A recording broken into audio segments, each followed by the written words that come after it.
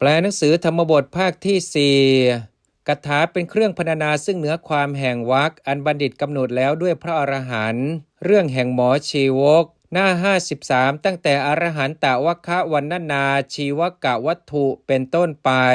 อรหันตวัคคะวันนาอันว่าคาถาเป็นเครื่องพรรณนาซึ่งเหนือความแห่งวรรคอันบัณฑิตกำหนดแล้วด้วยพระอรหันต์มยานข้าพเจ้าวุจเตจะกล่าวชีวกะวัตถุอันว่าเรื่องแห่งหมอชีวกมยานข้าพเจ้าวุจเตจะกล่าว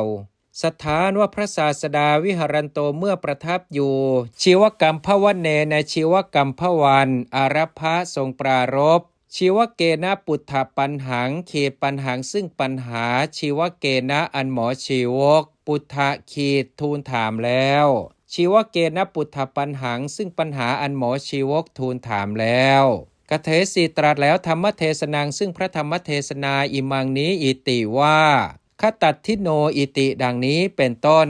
ชีวกวัตถุอันว่าเรื่องแห่งหมอชีวกธรรมสังฆาหากาจริเยนะอันพระธรรมสังฆาหากาจารย์วิถาริตังให้พิสดารแล้วขันธเกณในขันธกะเอวะนั่นเทียวเหตุดังจะกล่าวโดยพิสดารสัมมเยในสมัยเอกัสมิงหนึ่งเทวทัตโตอันว่าพระเทวทัตหุตวาเป็นเอกโตโดยความเป็นอันเดียวกันสัตทิงกับอาชาตศัตรูนาด้วยพระราชาพระนามว่าอาชาตศัตรู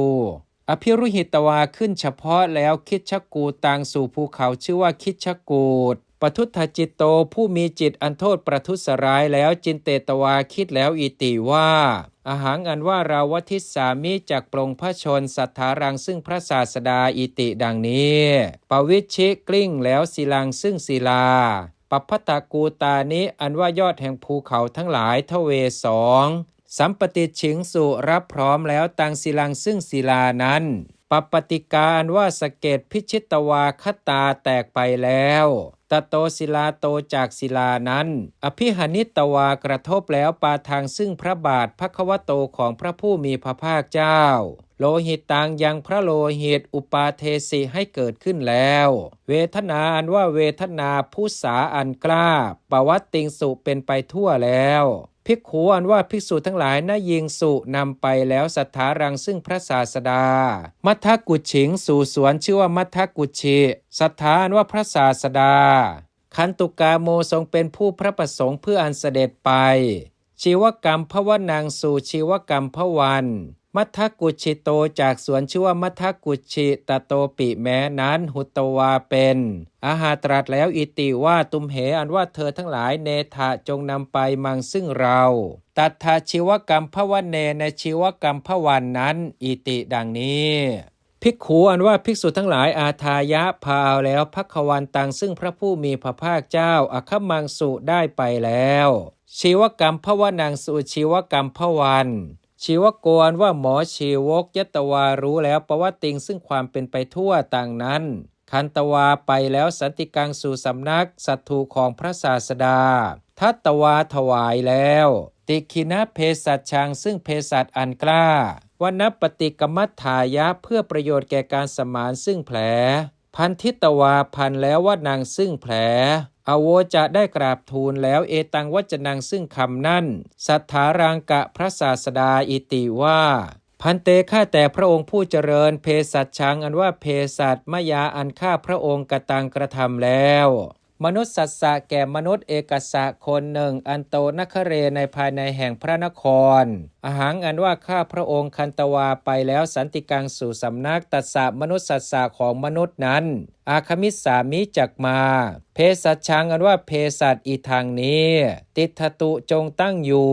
วนัสสามยาพัทธนิยาเมนะขีดนิยาเมนะโดยทำนองวนัสสะแห่งแผลมยาอันข้าพระองค์พัทธขีดพันแล้ววนัสสามยาพัทธนิยาเมนะโดยทำนองแห่งแผลอันข้าพระองค์พันแล้วเอวะนั่นเทียวยาวะเพียงไรอาคัมมนาแต่การมามะมะแห่งข้าพระองค์อิติดังนี้โสชีวโกนว่าหมอชีวกนั้นคันตวาไปแล้วกัตวากระทำแล้วอัตนากตภกิจจังขีดกิจจังซึ่งกิจอัตนาอัน ตนกัตถภขีดพึงกระทำอัตนากัตถภกิจจังซึ่งกิจอันตนพึงกระทำปุริสัสสะแก่บุรุษตัสสะนั้นอาคัจฉันโตมาอยู่ปิดทหณเวลายะในเวลาอันเป็นที่ปิดทวารังซึ่งประตู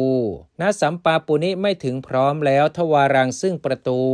อัฐาครั้งนั้นเอตังจินตนังอันว่าความคิดนั่นอโหสิได้มีแล้วอัสสะชีวกัสสะแก่หมอชีวกนั้นอิติว่าอโหโออหังอันว่าเราโยใดทัตตวาถวายแล้วติคินะเภสัชชังซึ่งเภสัชอันกล้าพันทิ้งพันแล้วว่านางซึ่งแผลปาเทที่พระบาทตถาคตัสสะของพระตถาคตเจ้าวิยะผู้ราวกะว่าอัญญตรัสสะปุริสัสสะบุรุษคนใดคนหนึ่งกัมมังอันว่ากัมภาริยังอันหนักมยาอันเราเตนะนั้นกตังกระทำแล้วอายังเวลาอันว่าเวลานี้โมจนะเวลาเป็นเวลาอันเป็นที่แก้วนัสสะซึ่งแผลตัสสะนั้นโหติย่อมเป็นตัสมิงวเนครั้นเมื่อแผลนั้นมยาอันเราอมุจจมาเนไม่แก้อยู่ปริลาโหอันว่าความเร่าร้อนอุปชิสติจะเกิดขึ้นสรีเรในพระสรีระภควโตของพระผู้มีพระภาคเจ้าสัพพรติงตลอดราตรีทั้งปวงอิติดังนี้คะเนในขณะตัสมิงนั้นศรัทธาอันว่าพระศาสดาอามันเตสิตรัสเรียกมาแล้วอานันทเถรังซึ่งพระเถระชื่อว่าอานนท์วจเนนะด้วยพระดำรัสอิติว่าอานันทะดูก่อนอานนท์ชีวโกนว่าหมอชีวกอาคัจฉันโตมาอยู่สายังในเวลาเย็นณสัมปาปุนิไม่ถึงพร้อมแล้วทวารังซึ่งประตูปณะแต่ว่าโสชีวโกนว่าหมอชีวกนั้นจินเตสีคิดแล้วอิติว่า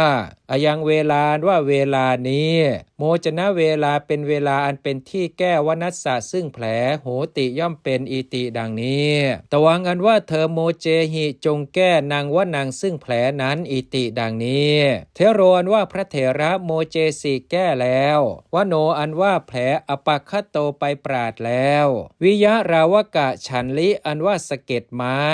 อปคัตฉันต่างไปปราดอยู่รุกขโตจากต้นไม้ชีวโกนว่าหมอชีวกอาคันตวามาแล้วสันติกังสู่สำนักศัตรูของพระศาสดาเวเคนะโดยเร็วอันโตอรุเนในภายในแห่งอรุณเอวะนั่นเถียวปุชิทูลถามแล้วอิติว่าพันเตข้าแต่พระองค์ผู้เจริญปริลาโหอันว่าความเร่าร้อนอุปันโนเกิดขึ้นแล้วสรีเรในพระสรีระโวของพระองค์ทั้งหลายกิงนุโขหรือน้อแลอิติดังนี้สถานว่าพระศาสดาวัตวาตรัสแล้วอิติว่าชีวกะดูก่อนชีวกสัพพะปริลาหาอันว่าความเร่าร้อนทั้งปวงทั้งหลายตถาคตัสสะของพระตถาคตเจ้าโขแลอุปสันตาเข้าไปสงบวิเศษแล้วโพธิมันเดที่ควงแห่งไม้เป็นที่ตรัสรู้เอวะนั่นเทียวอิติดังนี้อนุสนทิงคเตตวาธรรมังเทเสนโตเมื่อทรงสืบต่อซึ่งอนุสนธิแสดงซึ่งธรรมอาหาตรัสแล้วคาถังซึ่งพระคาถาอิมังนี้อิติว่าปริลาโหอันว่าความเร่าร้อนณวิชติย่อมไม่มีขีนาสวัสสะแก่พระขีนาศพคตัตทิโนผู้มีหนทางไกลอันถึงแล้ววิโสกัสสะผู้มีความโศกไปปราดแล้ววิปมุตตัสสะผู้หลุดพ้นวิเศษแล้วทำเมสุในธรรมทั้งหลายสัพพทิทั้งปวงสัพพะคันทัปปหีนัสสะผู้มีกิเลสเป็นเครื่องร้อยรัดทั้งปวงอันละได้แล้วอิติดังนี้อโถอันว่าอาจอิติว่าคตมัคคัสสะผู้มีหนทางอันถึงแล้วอิติดังนี้ตถาปเทสุในบททั้งหลายเหล่านั้นหนาปทัสสะแห่งบทอิติว่าคตัตทิโนอิติดังนี้อัฏฐานามะชื่ออันว่าหนทางไกลทั้งหลายทเวสองอิติคือกันตารัตถาอันว่าหนทางไกลคือกันดารวัตตัฏฐาอันว่าหนทางไกลคือวัตตะปุคโลอันว่าบุคคลปฏิปันโนดำเนินไปแล้วอัฏฐาเนสุในหนทางไกลทั้งหลายทวีสุสองเตเหล่านั้นหนากันตารังสู่หนทางกันดารอัตตาอันว่าตนนปาปุนาติย่อมไม่ถึงอิชิตัฏฐานังสู่ที่อันตนปรารถนาแล้วอย่าวะเพียงไรอธิโกชื่อว่าเป็นผู้ไปสู่หนทางไกลเอวะนั่นเทียวโหติย่อมเป็นตาวะกรปณะแต่ว่าตัสมิงอัฏฐาเนครั้นเมื่อหนทางไกลนั้นเตนะปุคเลนะอันบุคคลนั้นปเตถึงแล้วโสปุคโลอันว่าบุคคลนั้นคตัฏฐานามะชื่อว่าเป็นผู้มีทางไกลอันถึงแล้วโหติย่อมเป็น สัตตาอันว่าสัตว์ทั้งหลายวัตตะสันนิสิตาปิแม้ผู้อาศัยแล้วซึ่งวัตตะอัตตาอันว่าตนอัตตาอันว่าตนวสันติย่อมอยู่วัตเตในวัตตะยาวะเพียงใดอธิกาชื่อว่าเป็นผู้ไปสู่ทางไกลเอวะนั่นเทียวโหนติย่อมเป็นตาวะเพียงนั้นปุจฉานว่าอันถามอิติว่าสัตตาอันว่าสัตว์ทั้งหลายอธิกาชื่อว่าเป็นผู้ไปสู่ทางไกลเอวะนั่นเทียวโหนติย่อมเป็นกัสสมาเพราะเหตุไรอิติดังนี้วิสัชชนังอันว่าอันแก้อิติว่าสัตตาอันว่าสัตว์ทั้งหลายอธิกาชื่อว่าเป็นผู้ไปสู่ทางไกลเอวะนั่นเทียวโหนติย่อมเป็น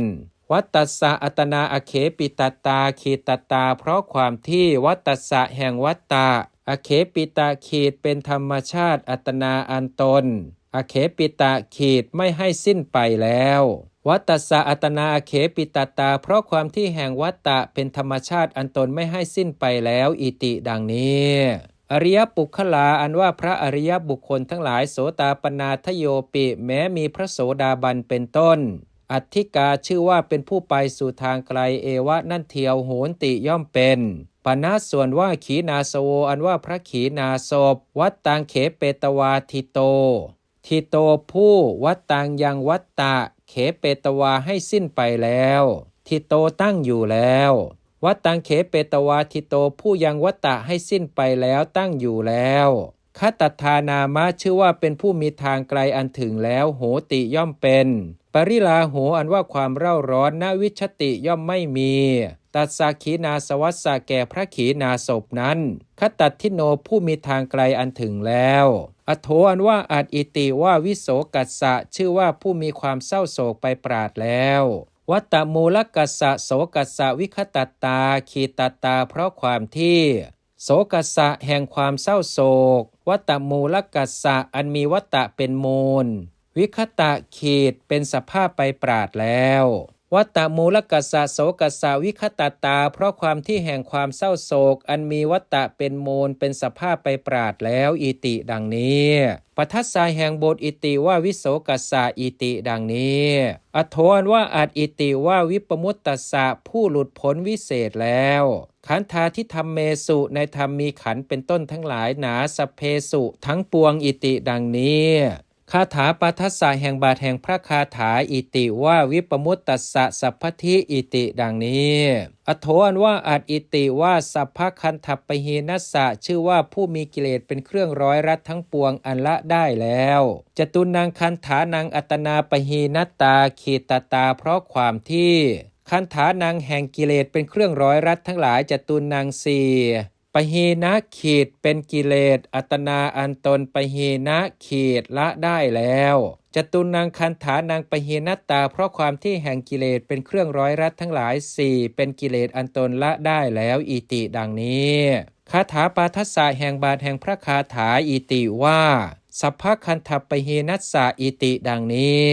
อโถอันว่าอาจอิติว่าปริลาโหอันว่าความเร่าร้อนทุวิโทอันมีอย่างสองกายิโกคืออันว่าความเร่าร้อนอันเป็นไปในกายจะด้วยเจตสิโกคืออันว่าความเร่าร้อนอันเป็นไปในจิตจะด้วยปริลาเหสุในความเร่าร้อนทั้งหลายทวีสุสองเตสุเหล่านั้นหนากายิกะปริลาโหอันว่าความเร่าร้อนอันเป็นไปในกายอุปัชชันโตอันเกิดขึ้นอยู่ขีนาสวัสสะแก่พระขีนาศพสีตุนหาที่วเสนะด้วยอำนาจแห่งภาษะมีหนาวและร้อนเป็นต้นอนิพุตโตไม่ดับแล้ววะเทียวชีวโกนว่าหมอชีวกปุชิทูลถามแล้วสันทายะหมายเอาตังกายิกะปริลาหังซึ่งความเร่าร้อนอันเป็นไปในกายนั้นปณะแต่ว่าสถานว่าพระศาสดาวินิวัตเตนโตทรงพลิกแพลงอยู่เทศนังซึ่งเทศนาเจตสิกะปริลาหะวเสนะด้วยสามารถแห่งความเร่าร้อนอันเป็นไปในจิตอัตโนธรรมราชตายะขีตายะเพราะความที่อัตโนแห่งพระองค์ธรรมราชาขีดทรงเป็นพระธรรมราชาอัตโนธรรมราชตายะเพราะความที่แห่งพระองค์ทรงเป็นพระธรรมราชาอัตโนเทศนาวิธิกุศลตายะขีตายะเพราะความที่อัตโนแห่งพระองค์ เทศนาวิธีกุศลขีดเป็นผู้ฉลาดในวิธีแห่งเทศนาอัตโนเทศนาวิธีกุศลตายะเพราะความที่แห่งพระองค์ทรงเป็นผู้ฉลาดในวิธีแห่งเทศนาอาหาตรัสแล้วอิติว่าชีวกะดูก่อนชีวกอาวุโสผู้มีอายุหิก็ปริลาหูอันว่าความเร่าร้อนณวิชติย่อมไม่มีขีนาสวัสสะแก่พระขีนาศพเอวรูปัสสะผู้มีอย่างนี้เป็นรูปปรมัตเถนะโดยปรมัตอิติดังนี้อิติดังนี้คาถาปาทัสสะแห่งบาทแห่งพระคาถาอิติว่าปริลาโหนวิชติอิติดังนี้เทศนาวสาเนในการเป็นที่สุดลงแห่งเทศนาพหูชนานว่าชนทั้งหลายมากปาปุณิงสุบรรลุแล้วอริยพลานิซึ่งอริยผลทั้งหลายโสตาปฏิพลาทีนิมีโสดาปฏิผลเป็นต้นอิติดังนี้แลชีวกวัตถุอันว่าเรื่องแห่งหมอชีวกนิทธิตังจบแล้ว